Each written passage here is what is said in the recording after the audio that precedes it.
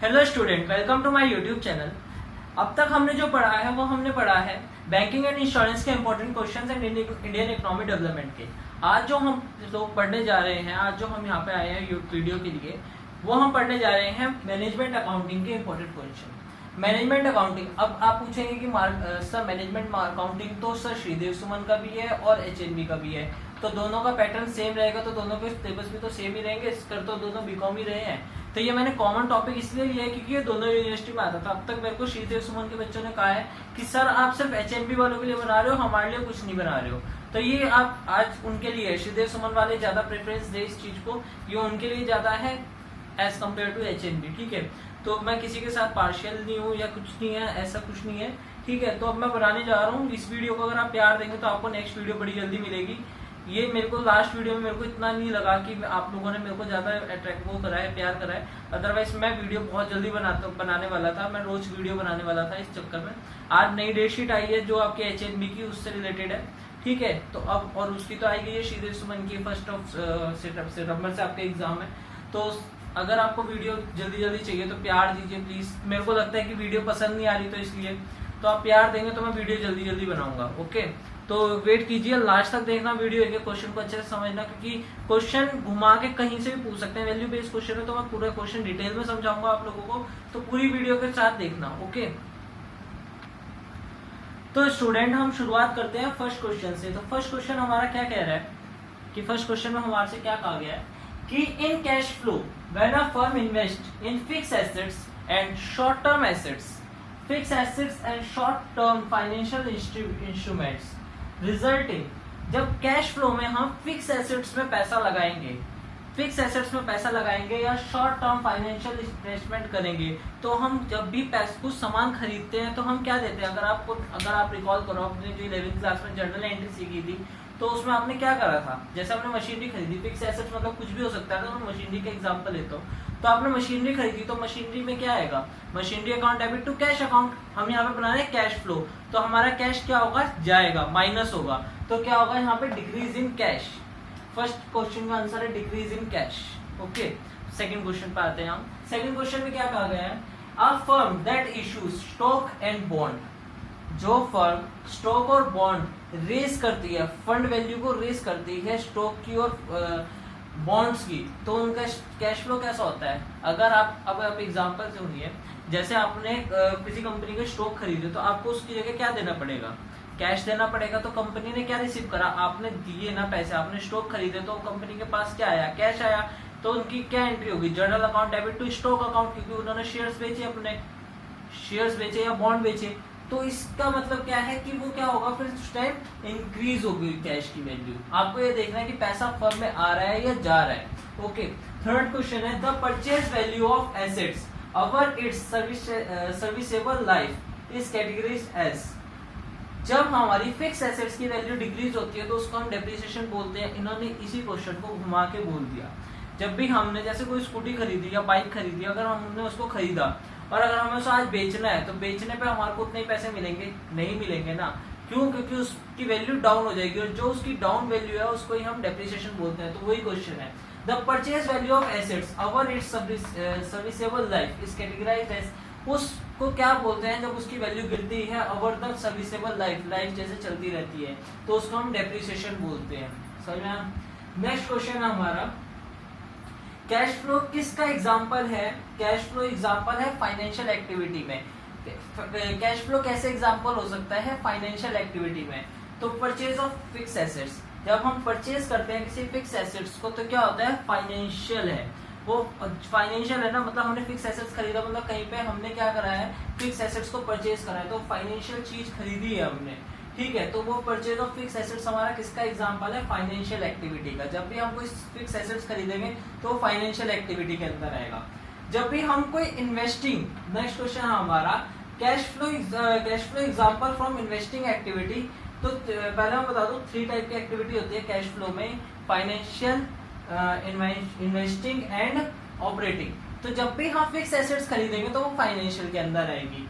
जब भी हम सेल करेंगे इन्वेंट्री को, जब भी हमने अपनी इन्वेंट्री सेल करी, इन्वेंट्री मतलब स्टॉक होता है जो हमारा, उसको हमने सेल करा, तो वो आएगा हमारा इन्वेस्टिंग एक्टिविटी में, जब भी सेल करेंगे हम इन्वेंट्री को, और जब भी, और थर्ड है हमारा ऑपरेटिंग, तो वो किस चीज का एग्जांपल है, जब हम इंटरेस्ट या डिविडेंड वगैरह पेड करते हैं कहीं पे, तो वो हमारा किस चीज का एग्जांपल है, ऑपरेटिंग एक्टिविटी का। तो 3 टाइप के एक्टिविटीज थी हमारी यहाँ पे। तो आपको ये वाला क्वेश्चन भी हो सकता है कि ये कितने टाइप की एक्टिविटी होती है, तो आपको 3 लगाना होगा वहाँ पे। तो 3 टाइप की एक्टिविटी होती है, फाइनेंशियल, इन्वेस्टिंग एंड ऑपरेटिंग। तो अभी बने रहिए आपको, और तब तक चैनल सब्सक्राइब कर दीजिए अगर आपको वीडियो अच्छी लग रही है तो स्टूडेंट अब हम उसके आगे शुरू करते हैं 7th क्वेश्चन से। 7th क्वेश्चन हमारा क्या कहा गया है कि एज पर AS3 cash flow statement is mandatory for. AS3 के लिए कैश फ्लो स्टेटमेंट कहाँ मैंडेटरी है, मैंडेटरी कहाँ पे है। तो कंपनी जो लिस्टेड है स्टॉक एक्सचेंज में, जिनके हम शेयर्स परचेज और सेल्स कर सकते हैं, उसके लिए हमारे को AS3 चाहिए। और company with the turnover more than 50 crore, जिनका टर्नओवर पर ईयर का, असेसमेंट ईयर का, 1 साल का 50 करोड़ से ज्यादा का है, तो उसको भी क्या चाहिए, क्या नाम है, AS3 चाहिए। ठीक है, तो ये 2 ऑप्शंस मिलेंगे आपको, दोनों पे टिक कर जाना, या A और B में ऑप्शन होगा, तो C में लिखा होगा नन ऑफ दिस, या कहीं पे भी ऐसे लिखा होगा। ये दो ऑप्शन जरूर है इसके, जहाँ पे ये 2 ऑप्शन होंगे वहां पे टिक कर जाना। ओके, नेक्स्ट क्वेश्चन है इशू ऑफ बॉन्ड शेयर्स। जो हम इशू करते हैं बॉन्ड शेयर्स को, conversion of debentures into equity. जब हम डिवेंचर्स को इक्विटी में कन्वर्ट करते हैं, मतलब जो हमें कर्जा देना होता है लोगों को, तो हम उन्हें हिस्सेदार बना देते हैं। Are shown as a footnote to cash flow statement, तो ये ट्रू फॉल्स में आएगा। तो ये क्या फुटनोट होता है कैश फ्लो स्टेटमेंट का, तो इसका आंसर सही है, बिल्कुल हाँ ऐसा ही होता है। जब हम किसी भी डिवेंचर्स को इक्विटी में कन्वर्ट करते हैं, तो जो फुटनोट है कैश फ्लो स्टेटमेंट का, वो होता है, मतलब कैश फ्लो स्टेटमेंट का फुटनोट बनाया जाता है। तो इसका ऑप्शन ट्रू होगा। आपको ट्रू या फॉल्स पूछा जाएगा तो इसका आंसर ट्रू होगा। फिर absorption costing is used for. Absorption costing होती है, वो कहाँ पे यूज होती है, price determining on the basis of full cost. जब भी हम पता करना होता है कि इसकी कॉस्ट क्या है, तो हम एब्जॉर्प्शन कॉस्टिंग की तरफ जाते हैं। कॉस्टिंग मतलब लागत, एब्जॉर्प्शन कॉस्टिंग मतलब कि इसमें पूरी खपत कितनी लगी, लैंड कितनी लगी, लेबर कितना लगा, इसके अंदर एंटरप्रेन्योरशिप का कितना पार्ट गया, मटेरियल कितना लगा, तो वो सब एब्जॉर्प्शन कॉस्टिंग के अंदर आता है। फिर एब्जॉर्प्शन कॉस्टिंग कहाँ पे हमारे को हेल्प करती है, तो एब्जॉर्प्शन कॉस्टिंग हमारे को हेल्प करती है कि difference between product cost and period cost. जो उसका प्रोडक्ट का कॉस्ट है और पीरियड, मतलब जिस टाइम पे वो बना था उस टाइम की कॉस्ट को मिलाते हैं, वो उसका कंपैरिजन। फिर charge of fix factory overhead on inventory. जो ओवरहेड होता है, मतलब जितने भी क्या नाम है, बाकी के सामान होते हैं किसी भी कॉस्ट के साथ, मतलब कोई भी रॉ मटेरियल हो गया या कोई भी उस पर लगा, लेबर लगी, तो वो सब किसके अंदर आता है, charge of fixed factory overhead और इन्वेंट्री। इन्वेंट्री के ऊपर कितना ओवरहेड लगा वो सब। ठीक है, तो एब्जॉर्प्शन कॉस्ट हमारे को उसमें हेल्प करता है कि हमें को पता करने में। नेक्स्ट क्वेश्चन हमारा मार्जिनल कॉस्ट। अब मार्जिनल कॉस्ट मतलब पर जितना बढ़ा उस पे कितना पैसा लगा। जैसे 10 बनाने पे, 10 बुक बनाने पे हमारे को 20 रुपए लगे। ओके, एग्जाम्पल है। अब 11th बुक बनाने पे हमारे 21 रुपीज लगे, तो मार्जिनल कॉस्ट कितनी आई, 1 रुपया आई, क्योंकि एक बुक बनाई तो 1 ही रुपया लगा, तो मार्जिनल कॉस्ट 1 रुपया आई, तो वो उसे कहते हैं मार्जिनल कॉस्ट। तो मार्जिनल कॉस्ट किसकी इक्वल होती है, प्राइम कॉस्ट, मतलब जो उसकी मुख्य कॉस्ट है प्लस वेरिएबल ओवरहेड। तो मैंने ओवरहेड बढ़ाया ना, 1 रुपया बढ़ाया ना, तो वो होता है ओवरहेड। ठीक है, तो मार्जिनल कॉस्ट कंप्यूटेड एज। अब मार्जिनल कॉस्ट कंप्यूट कैसे करते हैं, इसका भी आंसर सेम यही है कि मार्जिनल प्राइम कॉस्ट प्लस और वेरिएबल ओवरहेड। तो गाइस प्लीज वीडियो को लाइक कर दीजिए तब तक। तो स्टूडेंट अब हम शुरू करते हैं अपना 13th क्वेश्चन के साथ। अब तक हमने 12 क्वेश्चंस के साथ गए थे। अब 13th क्वेश्चन है हमारा कि managerial cost is also known as. अब मैनेजरियल कॉस्ट वो हम उसको और क्या कह सकते हैं, तो हम उसको कह सकते हैं direct costing and variable costing. हम उसे डायरेक्ट और इनडायरेक्ट या वेरिएबल कॉस्ट कुछ भी कह सकते हैं। डायरेक्ट कॉस्ट और वेरिएबल कॉस्ट में क्या डिफरेंस है कि वेरिएबल कॉस्ट वो होती है जिस कॉस्ट को हम अपने हिसाब से लगाते हैं। एक तो उसके अंदर फिक्स कॉस्ट लगते हैं, उसके बाद जो हम उसमें एक्स्ट्रा कॉस्ट लगाते हैं उसको वेरिएबल कॉस्ट बोलते हैं। और डायरेक्ट कॉस्टिंग होती है जो हम उसमें डायरेक्ट लगाते हैं, मतलब फिक्स कॉस्ट टाइप की होती है। ठीक है, तो जब भी आपको पास क्वेश्चन आएगा कि managerial cost is also known as, कि उसको क्या कहा जाता है, तो उसको डायरेक्ट कॉस्टिंग भी कहा जाता है और वेरिएबल कॉस्टिंग भी कहा जाता है। ठीक है, तो दोनों इसके आंसर है। While computing of profit in managerial cost, जब हम कंप्यूट करते हैं प्रॉफिट को मैनेजरियल कॉस्ट में, तो जो टोटल मार्जिनल कॉस्ट है वो डिडक्ट कर देते हैं हम टोटल सेल रेवेन्यू में से। जब भी हमारे को प्रॉफिट निकालना है इन मैनेजरियल कॉस्टिंग में से, मैनेजरियल कॉस्टिंग मतलब कितनी हमारी एक्स्ट्रा लगी उसमें से हमारे को अगर प्रॉफिट निकालना है, तो हम टोटल मैनेजरियल कॉस्टिंग में से, रेवेन्यू में से total management cost, total marginal cost हम माइनस कर देते हैं। Sorry for buffering. Under high and low point method the output at two different level is compared with the amount of dash incurred at two point। जब high और लो point method को हम करते हैं आउटपुट डिफरेंट लेवल का निकालने के लिए, तो हम किस अमाउंट को देखते हैं इंक्योर्ड करने के लिए दोनों पॉइंटों को, तो हम टोटल कॉस्ट को लेते हैं। जब हमारे पास टोटल कॉस्ट हो गया, हम उसी को ही तो लेंगे अमाउंट को निकालने के लिए कि कितना हमारा है और कितना हमारे को कितना चाहिए। नेक्स्ट क्वेश्चन है हमारा when contribution is negative but less than fixed cost। जब हमारा contribution नेगेटिव है, contribution नेगेटिव है मतलब कम है हमारा फिक्स कॉस्ट से, तो क्या है, तो उस टाइम क्या है, there will be loss less than fixed। तो हमारा लॉस कम होगा किससे, फिक्स कॉस्ट से, क्योंकि जब हम लगाएंगे कम पैसे तो हमारा लॉस भी तो कम ही होगा ना फिक्स कॉस्ट से। नेक्स्ट क्वेश्चन है हमारा when contribution is positive but equal to fixed cost। जब हमारा कंट्रीब्यूशन पॉजिटिव है बट इक्वल है फिक्स कॉस्ट के, तो ना तो उसमें प्रॉफिट होगा ना लॉस होगा। नेक्स्ट क्वेश्चन हमारा absorption costing is also known as. Absorption costing हमारी, हम उसे और क्या कह सकते हैं, तो हम इसको एक तो टोटल कॉस्ट बोल सकते हैं या हिस्टोरिकल मतलब जो इससे पहले हम लगा चुके हैं, तो हम उसको वो भी बोल सकते हैं और टोटल कॉस्ट भी बोल सकते हैं। नेक्स्ट क्वेश्चन हमारा under absorption costing managerial division. Under absorption costing managerial decision are based on. Under इसके कॉस्टिंग, अगर हम एब्जॉर्प्शन कॉस्टिंग को बात करते हैं तो मैनेजरियल डिसीजन हम किस बेस पे लेते हैं, प्रॉफिट के बेस पे, कि प्रॉफिट हो रहा है फर्म को या नहीं हो रहा है। अगर नहीं हो रहा है तो फिर हम उस डिसीजन को नहीं लेंगे, अगर हो रहा है तो हम डिसीजन लेंगे। वेट कीजिए, अब नेक्स्ट क्वेश्चन हमारे आएंगे। तो स्टूडेंट अब हम शुरू करते हैं 20th क्वेश्चन से। 19th क्वेश्चन तक हमने कर लिए थे। 20th क्वेश्चन हमारा क्या कह रहा है कि what are the advantages of standard costing. Standard costing के एडवांटेजेस क्या क्या है, स्टैंडर्ड कॉस्टिंग क्या होती है, स्टैंडर्ड कॉस्टिंग के एडवांटेज क्या है। सबसे पहले तो स्टैंडर्ड कॉस्टिंग क्या होती है ये कोई नहीं पूछेगा, क्योंकि स्टैंडर्ड कॉस्टिंग पूछने के लिए बहुत बड़ी लाइन चाहिए। एडवांटेजेस पूछ सकते हैं, कोई भी एक एडवांटेज बता देगा, ये कह देगा What from the following what are the advantage of that। तो मैं 3 एडवांटेज बता रहा हूँ, 3 ही एडवांटेज है। तो पहला एडवांटेज क्या है, मेजर एफिशिएंसी, कि कितना काम कर सकता है, कितना काम कर रहा है, समझ में आया। एफिशिएंसी मतलब काम होना या करना, ठीक है। सेकंड है हमारा फैसिलिटेट्स कॉस्ट कंट्रोल। कॉस्ट को कंट्रोल, लागत को कंट्रोल करना। अब लागत को कैसे कंट्रोल करते हैं, सपोज कीजिए आपके घर में टीवी है और टीवी आपका कैसा है, बड़े वाला जो पीछे से बॉक्स टाइप का होता था वो वाला टीवी। अगर आपको इलेक्ट्रिसिटी का बिल कंट्रोल करना है और उसका परमानेंट टेम्परेरी सॉल्यूशन तो है टीवी बंद रख दो, टीवी बंद कर दोगे वही नहीं आएगा, बट कभी तो देखोगे ही, तो ये तो हो गया टेम्परेरी सॉल्यूशन। बट अगर आपको परमानेंट सॉल्यूशन चाहिए तो आप क्या करोगे, उसको हटा के आप दूसरा टीवी लगा दोगे, कौन सा, एलईडी टाइप, तो जिसमें क्या लगेगी, लागत कम लगेगी, कॉस्ट कम लगेगी, तो उसको बोलते हैं हम कॉस्ट कंट्रोल। फिर determine the of variance, variance को डिटरमाइन करना कैसे होता है, ठीक है, ए बी सी इन तीनों को देख के काम करना, उसको हम बोलते हैं वेरिएंस, ठीक है। फिर द एसेट, नेक्स्ट क्वेश्चन है हमारा, ये 3 उसके एडवांटेजेस थी। नेक्स्ट क्वेश्चन है हमारा the assets of business can be classified as. जो एसेट्स है बिजनेस की वो कैसे क्लासिफाइड होती हैं, वो 2 टाइप में क्लासिफाइड होती है। एक तो फिक्स एसेट्स होती है हमारी और एक करंट एसेट्स होती है। फिक्स एसेट्स वो एसेट्स होती हैं जो लॉन्ग टर्म के लिए होते हैं, करंट एसेट्स जो शॉर्ट पीरियड ऑफ टाइम होती है। नेक्स्ट क्वेश्चन है हमारा the term management accounting was first coined in. जो टर्म है मैनेजमेंट अकाउंटिंग, तो वो कब फर्स्टली लॉन्च हुआ या सबसे पहले कब नजर में आया, तो वो हुआ 1950 में, तो 1950 इसका आंसर है।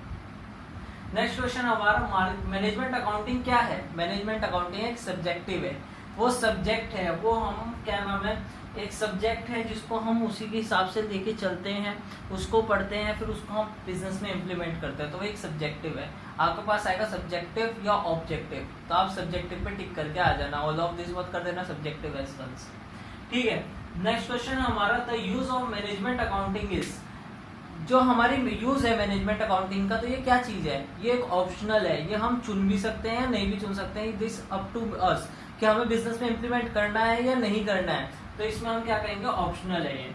अब मैनेजमेंट अकाउंटिंग किस चीज को असिस्ट करती है मैनेजमेंट के, तो मैनेजमेंट क्या होता है, मैनेजमेंट क्या होता है, पहले सोचा फिर उस जगह चला, और जो फंक्शन है मैनेजमेंट के वो भी यही है, प्लानिंग करना, प्लानिंग मतलब सोचना, प्लानिंग, ऑर्गेनाइजिंग, डायरेक्टिंग, फिर कंट्रोलिंग, ये सब मैनेजमेंट के फंक्शन है। तो यही सब है इसमें। इन प्लानिंग मैनेजमेंट किसको असिस्ट करती है, मैनेजमेंट अकाउंटिंग मैनेजमेंट से, तो वो प्लानिंग करती है, वो मैनेजमेंट अकाउंटिंग प्लानिंग करती है, मैनेजमेंट भी। फिर डायरेक्शन देती है फर्म को और कंट्रोल करती है, किस पे, कोस्ट पे। तो ये सब किसका पार्ट है, मैनेजमेंट का पार्ट है। ओके, नेक्स्ट क्वेश्चन हमारा, management accounting is related with, management accounting किससे रिलेटेड है, तो ये किससे रिलेटेड है, the problem of choice making, हम जितनी भी चॉइस करनी है, उस चॉइस देखनी है उससे, और कॉज एंड इफेक्ट रिलेशनशिप, हमारे जितने भी रिलेशनशिप हैं उसको कैसे इफेक्ट करते हैं, वो कैसे इफेक्ट होते हैं उसको। ठीक है, इन द फर्म, नॉट वैसा रिलेशनशिप नहीं, इसका मतलब है कि जितने भी हमारे फिक्स एसेट्स और वेरिएबल एसेट्स के साथ जितने भी हमारे रिलेशन है, इन दोनों को लिंक करके वो कैसे जाएंगे, पॉजिटिव जा रहे हैं, नेगेटिव जा रहे हैं, तो वो देखते हैं हमारी कैसे वो मैनेजमेंट अकाउंटिंग उससे रिलेट करती है। ओके, वेट कीजिए नेक्स्ट क्वेश्चंस के लिए। तो स्टूडेंट नेक्स्ट हम शुरू करते हैं 27 क्वेश्चन से, कि management accountancy is the structure for, हम जो मैनेजमेंट अकाउंटेंसी का स्ट्रक्चर बनाते हैं वो किस लिए बनाते हैं, तो हम क्यों बनाते हैं, डिसीजन मेकिंग के लिए, कोई डिसीजन लेने के लिए कि हम पैसों को कितना इन्वेस्ट करें भी ना करें, करेंगे तो कितना प्रॉफिट होगा, तो वो सब किससे पता लगता है हमें, मैनेजमेंट अकाउंटेंसी से। Who coined the concept of management accountancy, किसने ये सब्जेक्ट बनाया, किसने ये सब्जेक्ट बनाया, 1950, जेम्स एच ब्लीस, इसका नाम याद रखना है, क्वेश्चन बहुत इंपॉर्टेंट है, J.H. Bliss, James H bliss ने ये वाला कॉन्सेप्ट बनाया मैनेजमेंट अकाउंटेंसी। फिर management accountancy deal with, management accountancy किसके साथ डील करती है, तो मैनेजमेंट अकाउंटेंसी एक तो क्वांटिटेटिव इंफॉर्मेशन के साथ तो करती ही है, वो क्वालिटेटिव इंफॉर्मेशन के साथ भी करती है, मतलब रिटर्न, मतलब जिसमें हमारे को कंपैरिजन करना होता है वो भी करती है, और जिसमें हमें क्वालिटी देखनी होती है वो भी करती है, क्वांटिटेटिव एंड क्वालिटेटिव दोनों मेथड से ये करती है।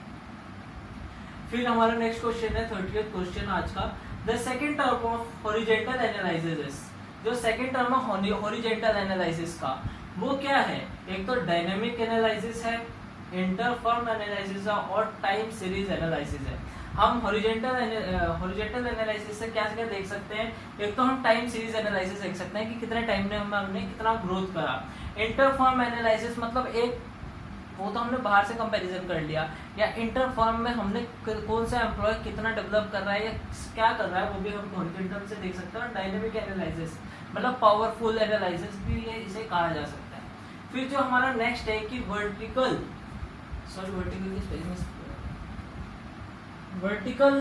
Horizontal, vertical analysis is also known as vertical और हॉरिजॉन्टल क्या कहा जाता है और क्या कह सकते हैं, मतलब वर्टिकल और हॉरिजॉन्टल को हम और क्या कह सकते हैं, तो इसको हम स्टैटिक एनालिसिस भी बोल सकते हैं, क्योंकि एक स्टैट्स पे बेस होता है, पूरा का पूरा डाटा पे बेस होता है। वर्टिकल जो भी एनालिसिस होता है, वर्टिकल एनालिसिस होता है, वो पूरा डाटा पे बेस होता है, तो वो हम स्टैटिक एनालिसिस भी बोल सकते हैं, स्ट्रक्चरल एनालिसिस भी बोल सकते हैं, क्योंकि इसमें हमें डायग्राम वगैरह बनाने पड़ते हैं। और क्रॉस सेक्शन एनालिसिस, इसमें हम दो जनों को एक दूसरे के साथ कंपेयर करते हैं, तो ये क्रॉस सेक्शन एनालिसिस भी है। ठीक है, नेक्स्ट क्वेश्चन है इसका, the assessment of financial statement by a stakeholder is an example of, the assessment of financial statement by a stakeholder is an example of, जो assessment है financial statement का, वो stakeholder जो assessment है financial statement का by stakeholder, जिसने खरीद रखा है फर्म को, उसके पास ज्यादा स्टेक है, तो उसको हम क्या बोलेंगे, एक्सटर्नल एनालिसिस, क्योंकि वो बाहर का बंदा हमारी फर्म में आके एनालाइज करता है, तो उसको हम बोलते हैं एक्सटर्नल एनालिसिस। ठीक है, फिर trend percentage and trend ratio किसके लिए यूज होते हैं? स्टैटिक एनालिसिस के लिए। स्टैटिक एनालिसिस मैंने बताया था कि मतलब ये वर्टिकल एनालिसिस बोल दो आप, ठीक है। ट्रेंड परसेंटेज और ट्रेंड रेशियो हम किसके लिए यूज करते हैं? स्टैटिक एनालिसिस के लिए। फिर comparison of financial statement highlights the trend of, जो कंपैरिजन है फाइनेंशियल स्टेटमेंट हाइलाइट्स का, वो कहाँ पे ट्रेंड करता है? एक तो फाइनेंशियल पोजीशन पे, फिर परफॉर्मेंस पे और प्रॉफिटेबिलिटी पे। वो तीनों की कंपनी की तीनों चीजें देखता है। एक तो क्या देखता है वो? प्रॉफिट देखता है, फाइनेंशियल पोजीशन देखता है और performance as compare to last year कितनी इंप्रूव हुई है, डिप्रूव हुई है। तो स्टूडेंट अब हम नेक्स्ट क्वेश्चन पढ़ने जा रहे हैं, मतलब लास्ट के 4 और 5 क्वेश्चंस बचे हैं जो हमारे वो डिस्कस करने जा रहे हैं आज के, मतलब आज की वीडियो के। तो क्या है next question? Analysis of any financial statement comparison. जब भी हम एनालाइज करते हैं किसी भी फाइनेंशियल स्टेटमेंट को, तो हमारे को सबसे पहले क्या चाहिए? सबसे पहले किसी भी कंपनी में, कोई भी कंपनी है तो उसमें ट्रांजेक्शन होगा, ट्रांजेक्शन के बाद उसका जर्नल, फिर लेजर, फिर ट्रायल बैलेंस। ट्रायल बैलेंस के बनाए जाते हैं, ट्रायल बैलेंस के बाद बनाए जाते हैं हमारे फाइनल अकाउंट। और फाइनल अकाउंट से ही हम एनालाइज करते हैं। तो फाइनल अकाउंट में जो हमारे बनाए जाते हैं फाइनेंशियल स्टेटमेंट को, उसमें बनाई जाती है हमारे trading account, P&L account and balance sheet. तो ये इसका आंसर है। नेक्स्ट क्वेश्चन हमारा, which of the following are technique, tool और method of analysing and interpretation of financial statement. तो वो कौन से मेथड, टेक्निक्स, टूल्स हैं और एनालाइज कर सकते हैं हम फाइनेंशियल स्टेटमेंट को? तो कौन कौन से टूल्स हैं? Ratio analysis, trend analysis and average analysis. ये 3 एनालिसिस है, ratio, trend and average analysis. 38th question हमारा, the only feasible purpose of financial management. Financial management का कौन सा ऐसा फेजिबल पर्पस है जिसके लिए काम करा जाता है कि तो सबसे बड़ा फंक्शन होता है, सबसे बड़ा जो पर्पस होता है वो होता है फाइनेंशियल मैनेजमेंट का, ठीक है। फाइनेंशियल मैनेजमेंट का कौन सा होता है? Wealth maximisation, sorry for that. Financial management process deal with, किसके साथ डील करती है फाइनेंशियल मैनेजमेंट? फाइनेंशियल डिसीजन के साथ। फाइनेंशियल मैनेजमेंट किसके साथ डील करेगी? फाइनेंशियल डिसीजंस के साथ ही करेगी ना। तो इसका क्वेश्चन है financial decision. Agency cost consist of, agency की कॉस्ट किसके साथ कंसिस्ट करती है? बाइंडिंग के साथ, मॉनिटरिंग के साथ, अपॉर्चुनिटी एंड स्ट्रक्चर कॉस्ट के साथ, ठीक है। तो गाइस अगर इस वीडियो में किसी भी क्वेश्चन में कोई भी डाउट है तो आप कमेंट सेक्शन भर सकते हैं। मेरे इंस्टाग्राम पे, मैं यहाँ पे डिस्क्रिप्शन में अपना इंस्टाग्राम का लिंक सेंड कर दूंगा, उस पर आप देख के मेरे को रिक्वेस्ट भेज के कोई भी क्वेश्चन पूछ सकते हैं, ठीक है। तो गाइस अगर आपको वीडियो अच्छी लगे, आपको नेक्स्ट वीडियो जल्दी चाहिए, तो इस वीडियो को प्यार दीजिए, चैनल को सब्सक्राइब कीजिए, लाइक कीजिए, वीडियो जितनी शेयर कर सकते हैं कीजिए।